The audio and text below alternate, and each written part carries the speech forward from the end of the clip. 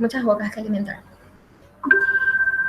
Bueno, vamos a empezar esta clasecita con este ejercicio que la clase pasada habíamos visto más o menos, ¿verdad? O sea, de pasada, pero que hoy vamos a como intensificar, ¿verdad?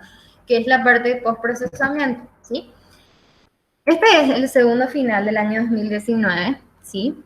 En el que esta era la estructura dato, pedía calcular y dibujar la línea de influencia del tensor 5 a partir de la línea de influencia del tensor 4. El tren de carga se desplaza sobre el tablero, ¿verdad? Claramente. Determinar la máxima carga puntual que podrá transitar sobre el tablero de tal manera que el esfuerzo axial del tensor 5 no supere su tensión admisible a compresión de valor igual a sigma admisible 1000 kilogramos sobre centímetros cuadrados.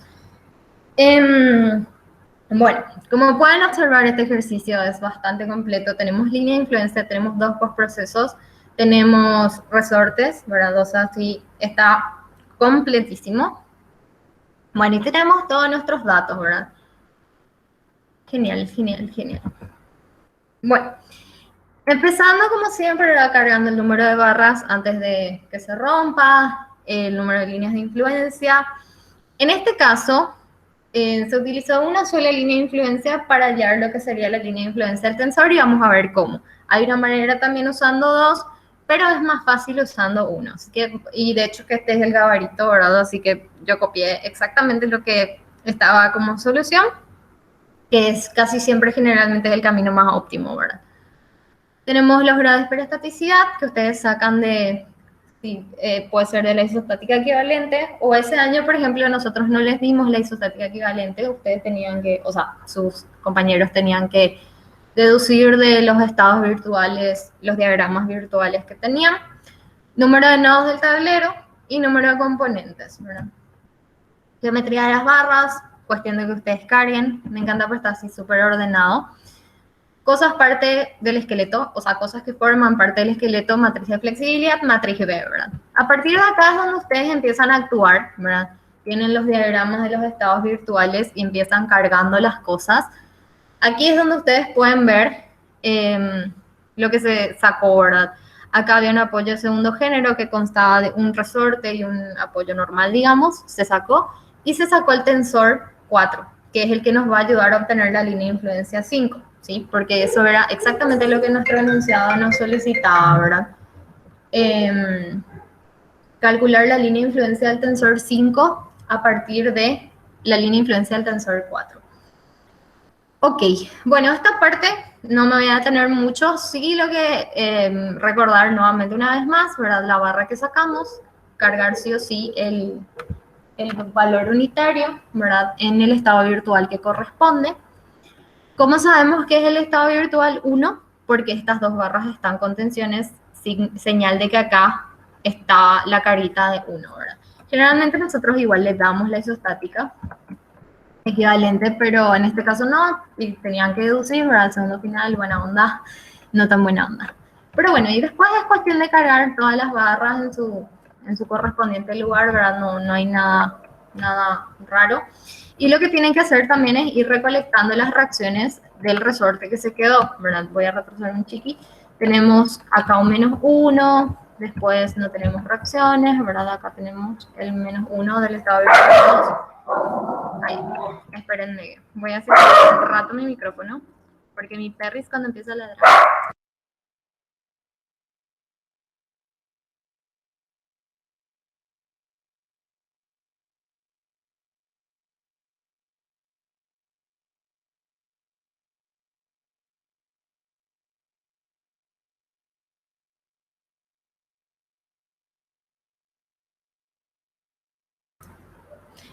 Discúlpenme.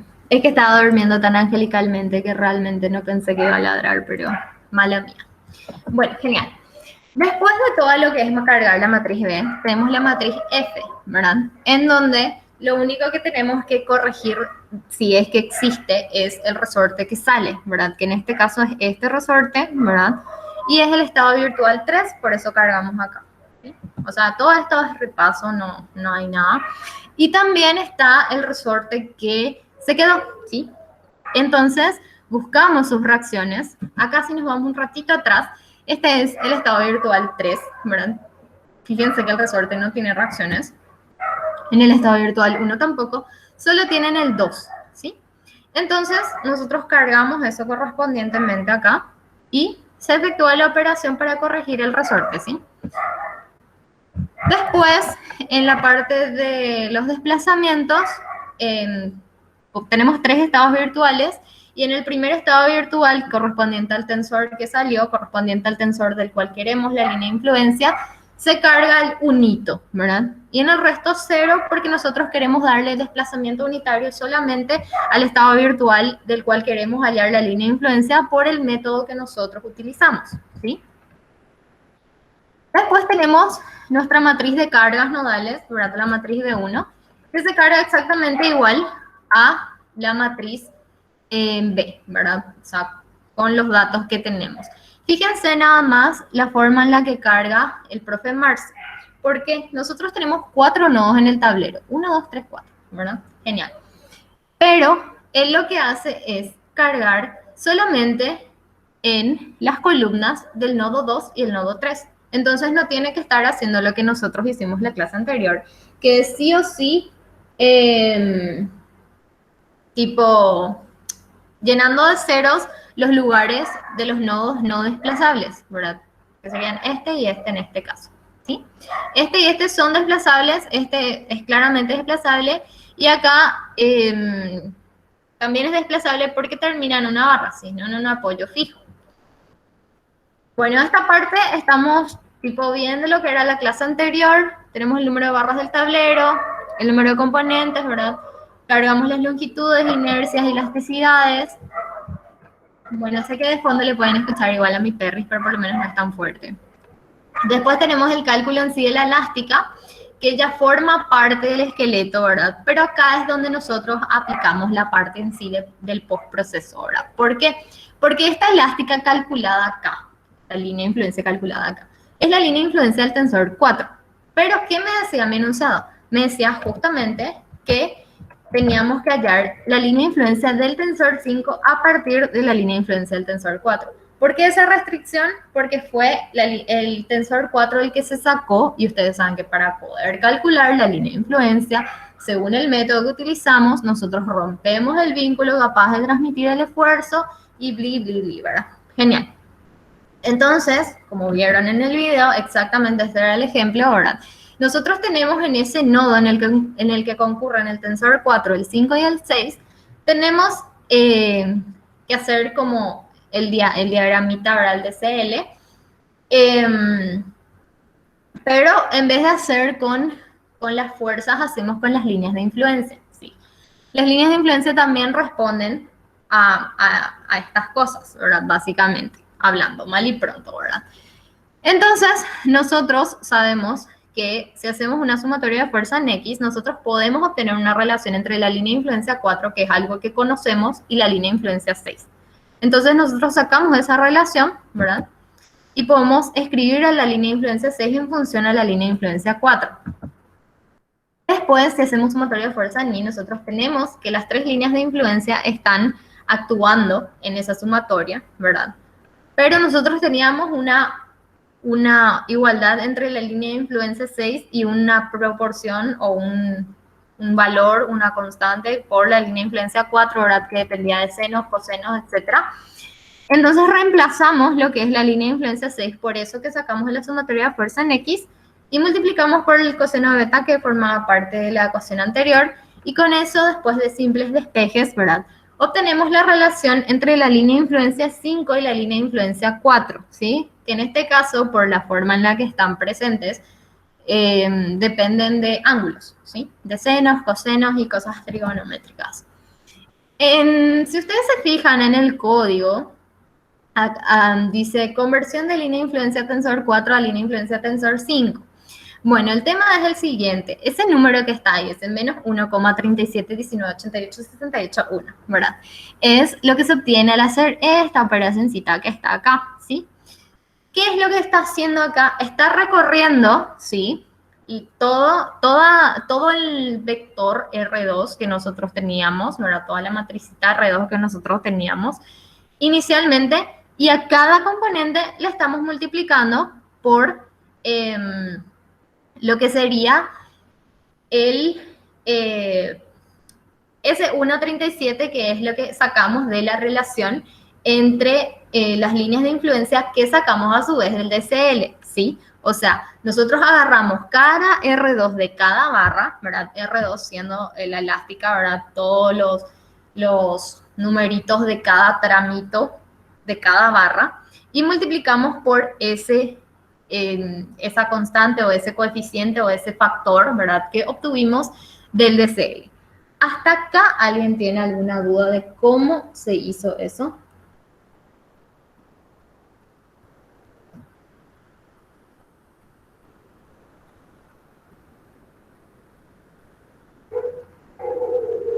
Profe, yo no entiendo no, me perdí. No entiendo dónde salió la fórmula.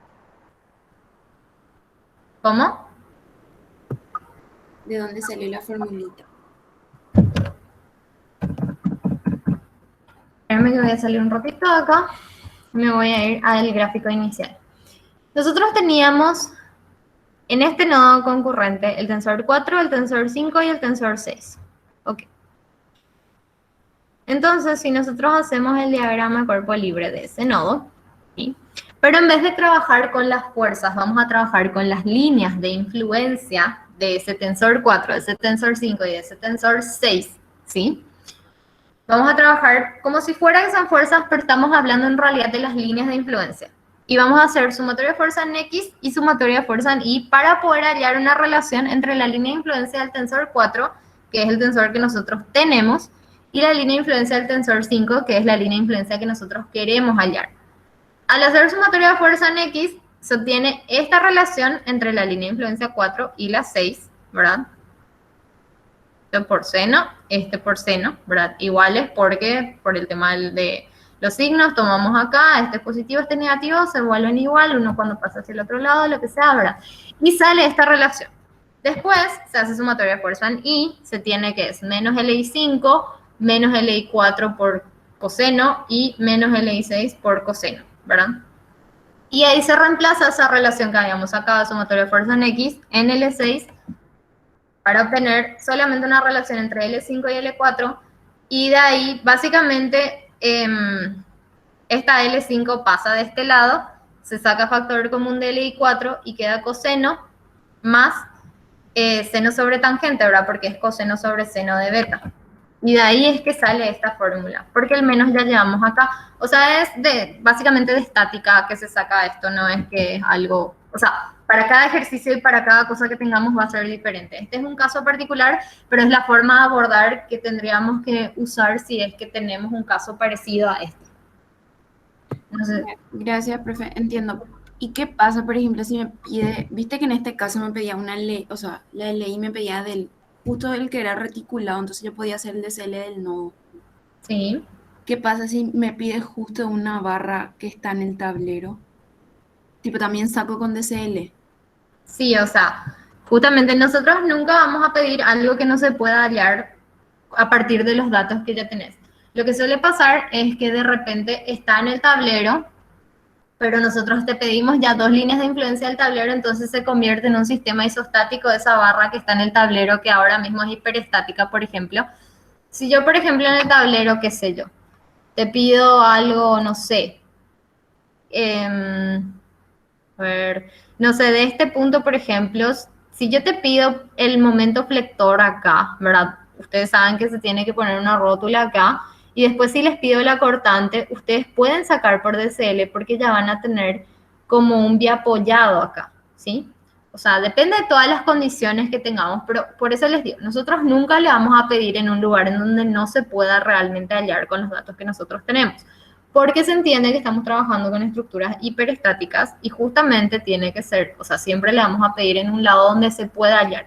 Por eso, por ejemplo, el de cortante podría ser que yo les pido la línea de influencia del momento flector acá en este punto, entonces ustedes ya hallan la línea de influencia en este punto, entonces esta barrita ya les va a quedar como para que, no les va a quedar isostática propiamente hablando, pero como para que ustedes hagan una sumatoria de momentos y con eso puedan sacar esta reacción que está acá. No sé si me explico.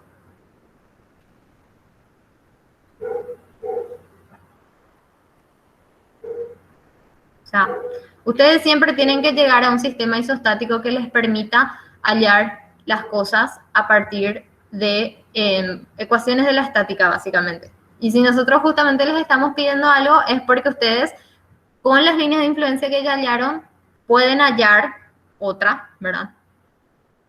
A partir de la estática, simplemente haciendo sumatoria de fuerzas o sumatoria de momentos, cosas así. Importante, ya que vamos a ver la clase que viene vamos a ver cortante específicamente, que se van a dar cuenta que es el mismo concepto que este, ¿verdad? Profe, Sí. y con las líneas de influencia de un momento, por ejemplo, podés hallar la línea de influencia de una normal o algo así.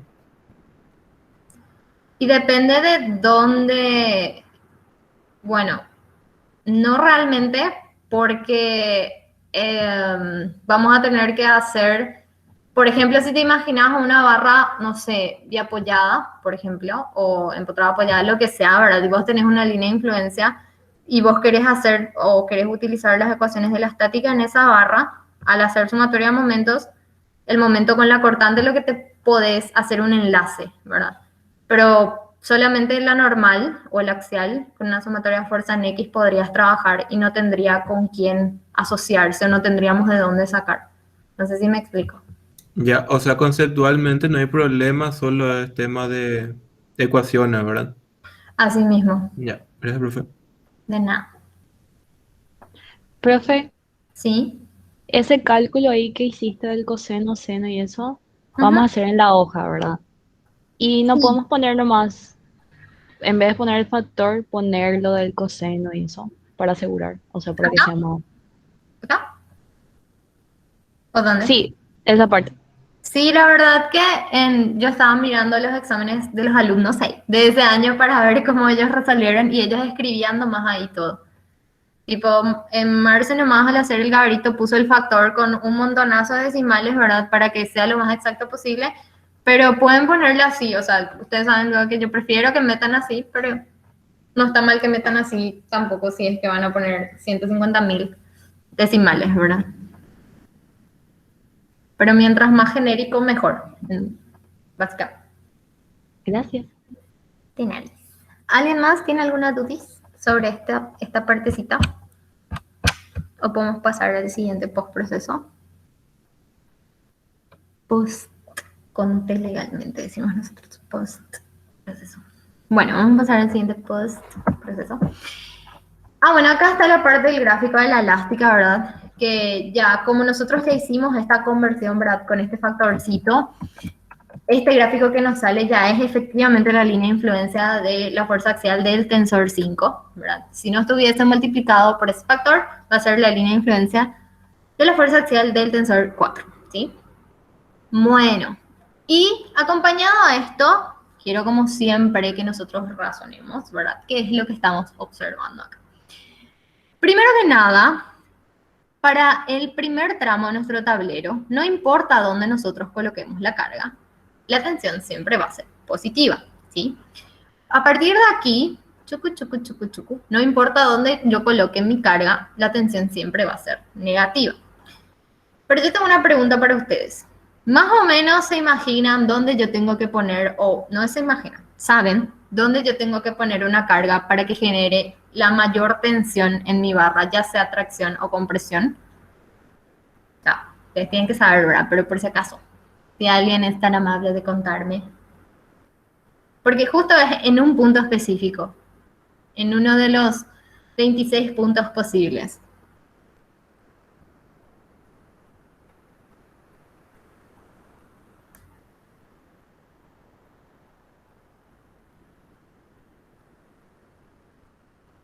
¿Y en 16 no, profe?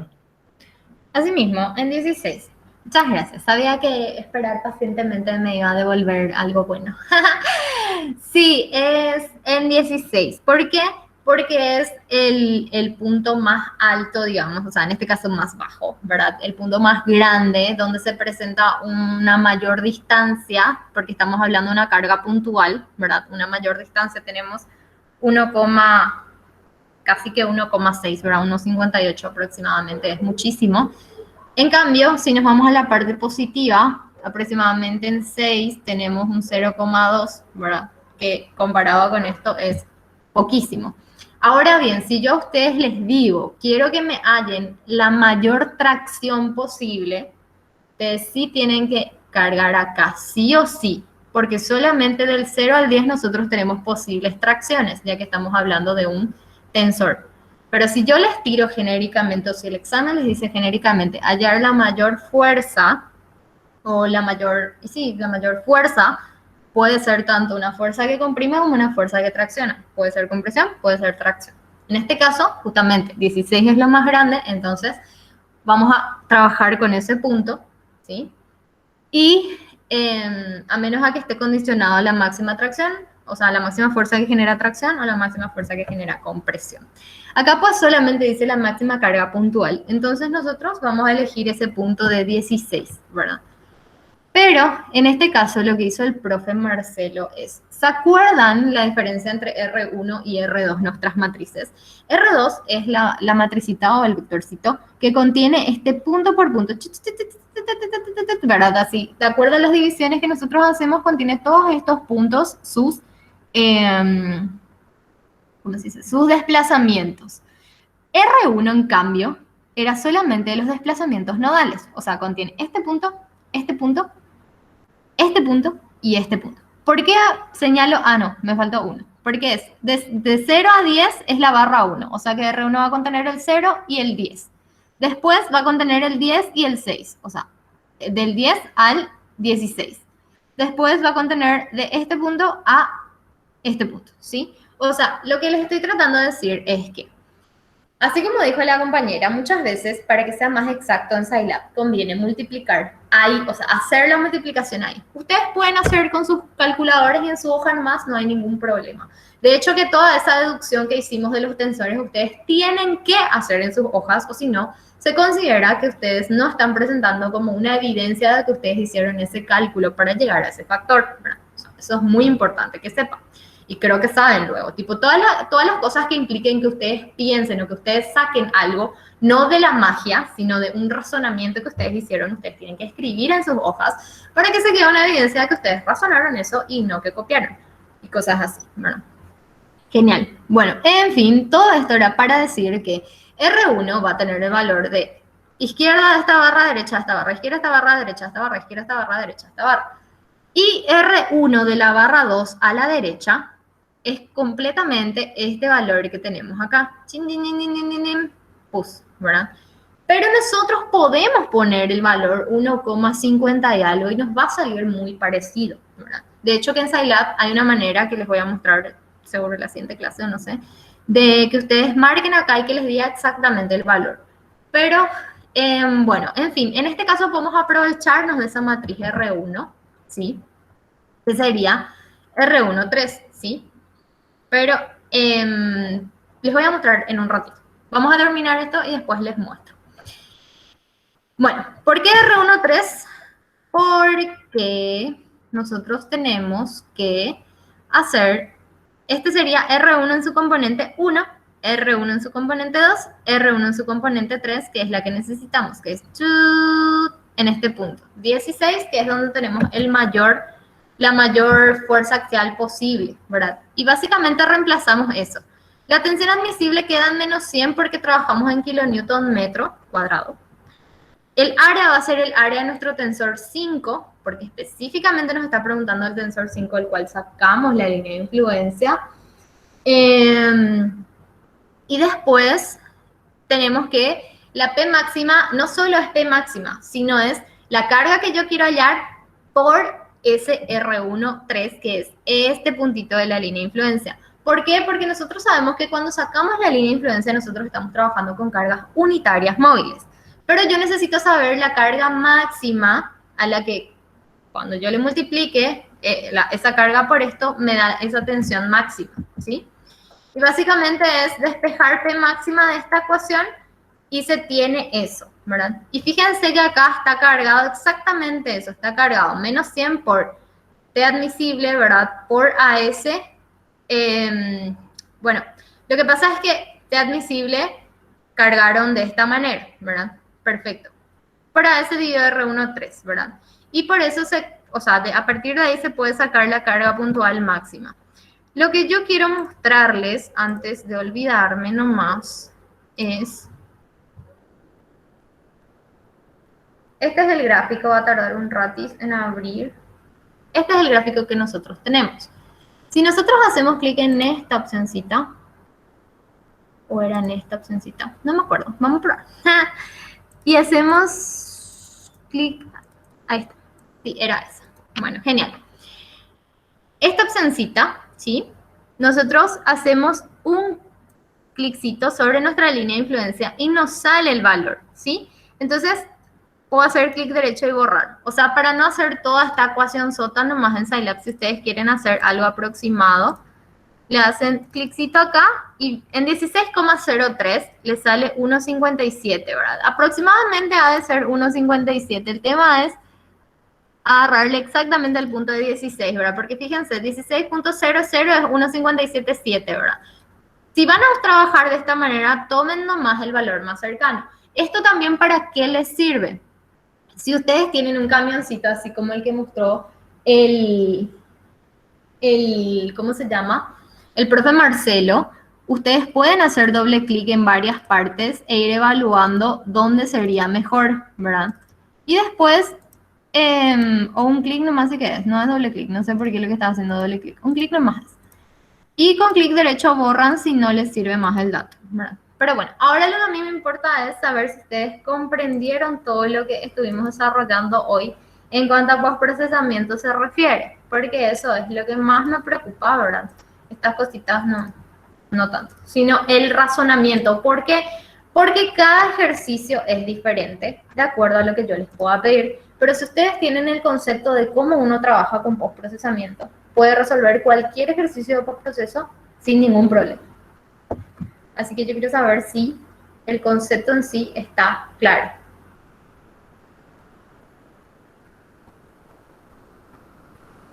Profe, ¿Sí? en el video introductorio el profe explicaba una parte ahí que estaba bien potrado, puede ser, y Sí. hallaba la cortante en función de la P móvil esa, Uh-huh. la P unitaria. ¿Cómo sería, o sea, de qué me sirve eso en este caso, por ejemplo? O sea, en un ejercicio puntual. No, lo que pasa, eso es lo que yo les digo. Lo que pasa es que lo que tiene postprocesamiento de bajón, para ustedes que están acostumbrados a mecanizar todo lo que quieren, ¿verdad? No pueden mecanizar en realidad porque depende exactamente de lo que me pida el ejercicio. Eso que mostró el profe Marcelo es si es que yo quiero hallar la cortante teniendo la línea de influencia de un momento flector. Pero ese no es mi caso y no me sirve para este caso. Pero el concepto que él quería explicar, que es el que sí me sirve para todos los casos, es que yo, con el diagrama de cuerpo libre, si puedo usar las ecuaciones de la estática correspondientemente, yo puedo hallar todo lo que quiera, ¿sí? O sea, de hecho que, ¿cómo se llama? ¿Cómo se dice? Nosotros, ¿qué fue lo que hicimos? Trabajamos en un nudo en el que concurrían 3 barras, pero nosotros con la ayuda de las ecuaciones de la estática sacamos una relación entre esas líneas de influencia. Y eso nada más era lo que el profe les quería mostrar, ¿verdad? Como es en el caso de que yo tengo una línea de influencia de momento flector y quiero hallar una de cortante. O sea, básicamente es una relación entre... es como hacer la relación entre las reacciones, pero en este caso en vez de hacer la relación entre reacciones, hacemos la relación entre líneas de influencia. Simplemente eso es lo único que cambia. Sí, entiendo. Gracias. Súper. Profe, Hay una pregunta de una compañera en el chat. Dice, no me queda claro cómo sabemos si no es un pico, sino una curva. O sea, si te pide, por ejemplo, la tracción máxima, ¿cómo sería? Gracias por leerme, les QM mucho. La verdad que no entiendo muy bien la pregunta en el sentido de que justo dijo pico o curva, ¿verdad? Pero este no es donde se ve más grande. Bueno, cuando yo tengo la línea de influencia, como habíamos explicado en la clase anterior, ¿verdad? La línea de influencia de un tensor, no de un momento flector. De un momento flector es del revés. Pero de un tensor, nosotros tenemos que todo lo que está por arriba del cero es positivo. todo lo que está por debajo del 0 es negativo, exactamente como se ve acá, ¿verdad? El tensor respeta exactamente estos signos. Ok, perfecto. Bueno, todo lo que está por acá es positivo. Es decir, si yo cargo con cualquier carga acá, me va a devolver el valor del efecto de la tensión en ese tensor, valga la redundancia, y va a ser sí o sí una tracción. ¿Por qué? Porque nosotros tenemos que siempre recurrir a todos los conceptos que tenemos. ¿Y cuál es la definición de línea de influencia? Que es la forma en la que varía un efecto cuando una carga móvil se desplaza por encima del tablero, ¿verdad? Por encima de la estructura, lo que sea. Entonces, ¿qué es lo que nosotros estamos graficando acá? En el tensor 5, la forma en la que varía el axial, de acuerdo a si la carga está acá, acá, acá, acá, acá, acá, acá o acá. Todo lo que está por debajo del 0, llámese todo esto, es negativo. Todo esto es positivo. Y ustedes saben que colocando una carga puntual, por ejemplo, si ustedes multiplican por la distancia de esta línea de influencia, van a poder obtener cuánto es el valor del axial en ese punto o en ese tensor en este caso. ¿Sí? Entonces, por eso es que si yo les digo la máxima carga, ustedes tienen que buscar el punto más alto del diagrama, pero hablando no punto más alto positivo, sino punto más grande de este diagramita o de esta línea de influencia en realidad. ¿Y cuál es? No es 0,2, es 1,57 negativo, o sea, es una compresión la que es la máxima. Pero si yo les digo cuál es la fuerza que genera mayor tracción, por más de que claramente este sea el punto más grande de mi línea de influencia, en donde si yo pongo una carga P acá, la fuerza axial en mi tensor va a ser la máxima, yo no estoy pidiendo la fuerza axial máxima, estoy pidiendo la tracción máxima. Y para saber la tracción máxima yo tengo que estar trabajando en la parte positiva, o sea, me reservo solamente a este punto. ¿Sí? No sé si esa era la consulta o cuál era la consulta. O sea, no sé si con eso responde la consulta. Vale. Okay. Pero bueno, avísame más, Flor, si no entendés, o Florencia, si no entendés bien.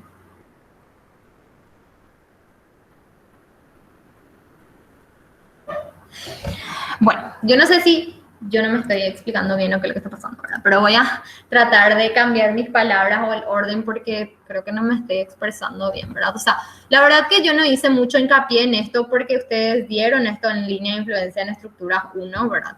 Entonces pensé que no iban a perder ese conocimiento tan rápido, ¿verdad? Pero bueno, ustedes me dijeron que no insistieron tanto en eso, no dieron tan bien, perfecto. Una vez más, la línea de influencia axial, en este caso, para el tensor 5, ¿sí? Es esta. Pero ¿qué es lo que me está representando la línea de influencia? La línea de influencia me está representando el valor de la fuerza o realmente del esfuerzo axial en el tensor 5 cuando una carga se coloca en algún punto que yo deseo. Por eso la línea de influencia se grafica con una carga unitaria, para que sea una línea de influencia genérica en la que yo pueda poner las cargas que yo precise, ya sean cargas puntuales o cargas distribuidas, y pueda hallar la fuerza axial en el tensor 5 de acuerdo al lugar donde yo coloque mi carga. Ahora bien, si yo miro mi línea de influencia axial, ¿sí? Del tensor 5, yo veo del 0 al 10, hablando en el eje X, que sería nuestra primera barra, todo está por encima del 0. Significa que si yo pongo mi carga en cualquiera de estos puntos, entre el 0 y el 10, la fuerza axial va a ser, o el esfuerzo axial va a ser positivo, ¿sí? En cambio, si yo pongo mi fuerza entre el 10 y el 26, o mi carga distribuida, o lo que sea que yo quiero poner, del 10 al 26, voy a tener siempre un esfuerzo negativo. O sea, siempre se va a generar compresión aquí, siempre se va a generar tracción aquí. Si nosotros ponemos una carga distribuida sobre nuestro tablero, va a haber una parte que reste y otra parte que sume. Pero ¿qué era lo que me pedía mi ejercicio? Pedía la máxima carga puntual para poder hallar el máximo esfuerzo axial. Entonces, yo tengo que irme al máximo punto de mi línea de influencia.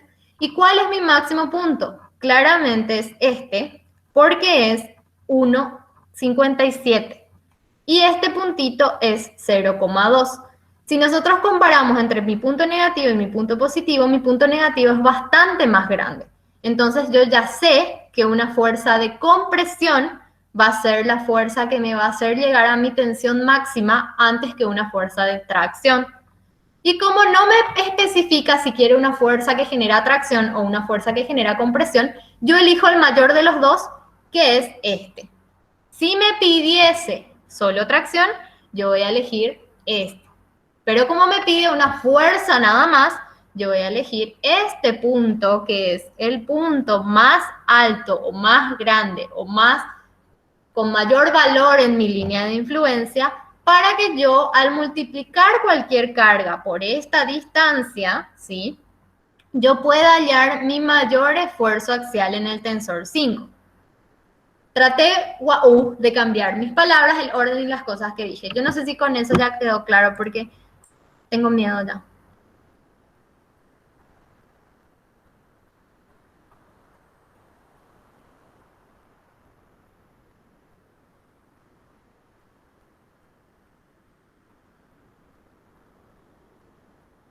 Bueno.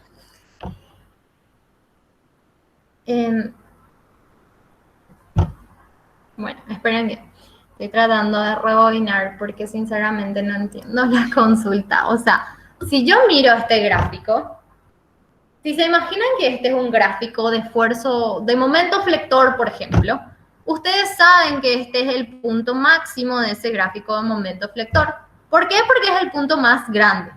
Yo no tengo más que hacer ninguna operación matemática, no tengo que derivar, no tengo que integrar, no tengo que hacer nada. Yo ya tengo mi gráfico de línea de influencia y el punto más alto, más grande, más, no sé, ese ya es el punto donde va a ser mayor mi esfuerzo axial si es que yo coloco una carga puntual ahí. O sea, esa parte es lo que no sé si yo estoy entendiendo bien la pregunta o qué es lo que está pasando. No hay que hacer nada aparte de mirar el gráfico e interpretar el gráfico y decir, bueno, si acá hay un punto grande, significa que si yo coloco una carga acá, va a ser más grande mi esfuerzo axial que si yo coloco una carga acá donde el punto es más pequeño. ¿Y a qué punto me refiero? Al punto del gráfico. ¿Por qué? Porque el mayor punto posible del gráfico es 1,57 negativo. Todavía no sé si estoy. Sí, o sea, es a ojo, pero justamente es... ay, qué suerte, porque ya estaba por llorar. Así yo me tengo que retirar de la docencia porque no se me entiende. Bueno, ¿alguna consulta más? O si no, voy a dejar de grabar y cerramos lo que es la clase de hoy con alguna cosita más, pero no quiero nomás que se extienda mucho la grabación. ¿Sí? Espero que nadie tiene ninguna consulta más. Gracias a... ¿A qué? Acá. Bueno, chao. A la grabación.